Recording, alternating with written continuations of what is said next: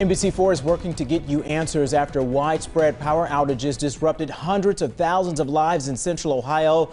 Right now, nearly 18,000 AEP customers throughout the state are still without electricity on this Friday night. Good evening to you, everybody, and thanks for joining us. I'm Carrie Charles. I'm Colleen Marshall. Tonight, NBC4 investigates. Jamie Ostroff tells us who made the call to cut the power and why.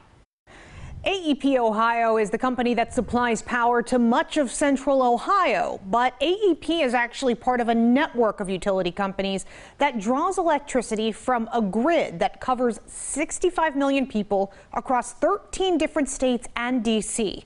This grid is operated by what's called a regional transmission organization, and that's called PJM. As Public Utilities Commission of Ohio's chair explained during this week's meeting, PJM told AEP to shut off power Tuesday to hundreds of thousands of customers. This week, due to the storms leaving less transmission lines in service combined with the high temperatures, there was increased stress on the transmission lines that were still in service.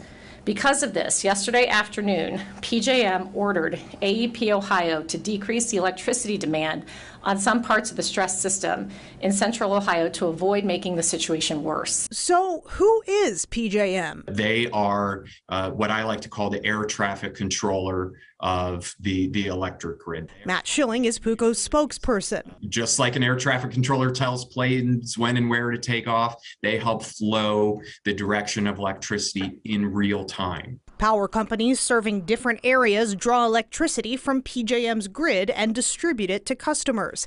AEP Ohio is one of those companies.